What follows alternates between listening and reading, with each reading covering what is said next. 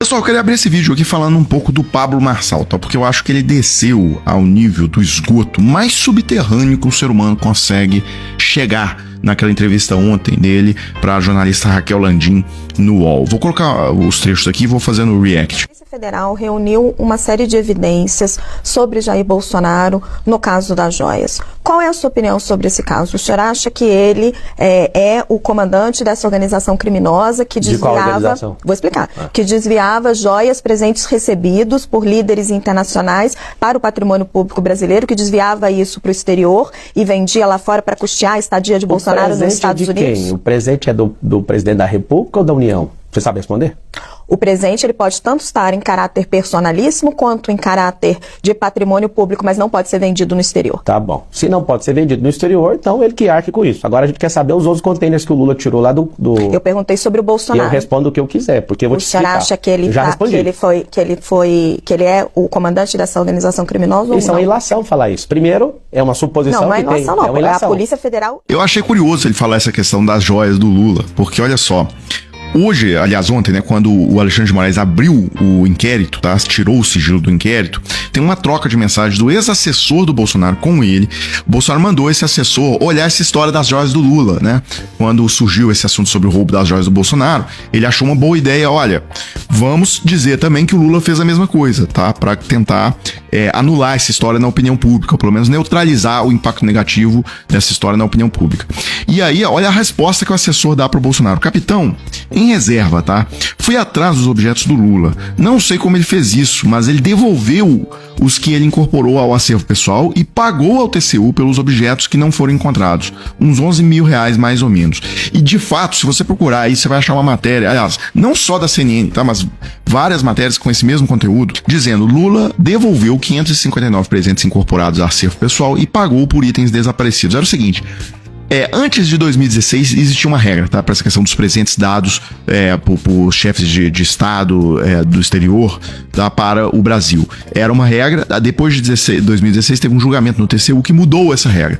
Bem, o Lula, então, ele teve que se adaptar a essa nova regra de 2016, e aí era o seguinte, ele guardava todos esses presentes, tá, num cofre lá dentro do Instituto Lula. A hora que o TCU disse, olha, esses presentes têm que ficar lá no palácio, ou sei lá onde que eles ficam, né, no depósito da presidência, o Lula devolveu basicamente todos. Só teve 7 itens que ele não encontrou, tá? Só porcariada. Negócio, tá aqui um por um os itens que ele não encontrou, tá? Uma cuia e uma bomba para tomar chimarrão, peça com um grupo de músicos ao redor de uma mesa de madeira, um porta-retratos emoldurado em selo de ouro com o rosto de um homem.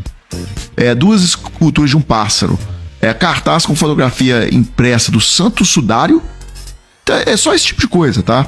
E aí é o seguinte, o TCU fez uma conta ali de quanto que valeria esses itens e falou, olha, tudo bem, já que você não encontrou, então restitua aqui a União. E o Lula pagou, tá? O valor exato de R$ 11.748,40. Agora, eu queria destacar aqui que isso é completamente diferente do que aconteceu com o Bolsonaro. Primeiro, o Bolsonaro já sabia da regra de 2016. As regras do jogo eram claras. Lá no Lula não tinha ainda o julgamento de 2016 com as diretrizes do que fazer com esses presentes. Isso é uma diferença enorme. E o segundo ponto é o seguinte, os itens do Lula estavam lá, tá? Ele guardou num cofre lá dentro do Instituto Lula, ou seja, ele preservou tudo que estava lá. Já o Bolsonaro entrou com esses itens dentro do Brasil, escondidos, e levou eles para os Estados Unidos para vender e para fazer dinheiro, botar dinheiro no bolso dele. É totalmente diferente, né? Então, o Pablo Marçal, mas eu vou colocar outro trecho aqui do Pablo Marçal. E vocês querem massacrar a imagem dele como se ele estivesse devendo alguma coisa. Se ele não pode ficar com os presentes, eu duvido que ele vai ficar, é só devolver. Inclusive o Eduardo Bolsonaro brilhantemente pediu para o príncipe da Arábia Saudita pegar os presentes de volta, já que vocês estão com essa confusão toda. Eu acredito de verdade que o Bolsonaro, pela simplicidade dele, né, a mídia soltou lá de forma chula que era 25 milhões e depois teve que corrigir, e ninguém fala que é fake news. Eu não vi nenhuma notícia falando que vocês soltaram fake news de 25 milhões. Não foi a mídia. A Polícia Federal divulgou. Então vocês têm que divulgar. A Polícia Federal divulga fake news. Tava hoje na Folha de São Paulo. Isso, não é errou. Não, tá escrito assim, ó. Polícia Federal errou. Não, vocês têm que escrever. Polícia Federal divulga fake news, que isso é notícia mentirosa. Não, a Polícia Federal dentro do relatório colocou um número e depois se corrigiu. Que, sinceramente, pessoal, me desculpem pela palavra, né? Mas, assim, grandes merda, hein, Pablo Marçal?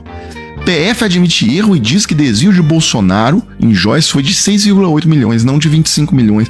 Nossa, mudou totalmente agora minha percepção. Se o Bolsonaro tivesse desviado 25 milhões, aí eu ia achar que ele é muito ladrão.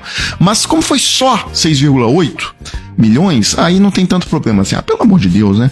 E ainda, pra piorar, esse cidadão, de novo, voltou a atacar a Tabata Amaral, mas de maneira mais infame ainda. Quando o pai da candidata Tabata se suicidou, ela estava no Brasil. Ela ainda não tinha mudado para Harvard. Por que o senhor mentiu?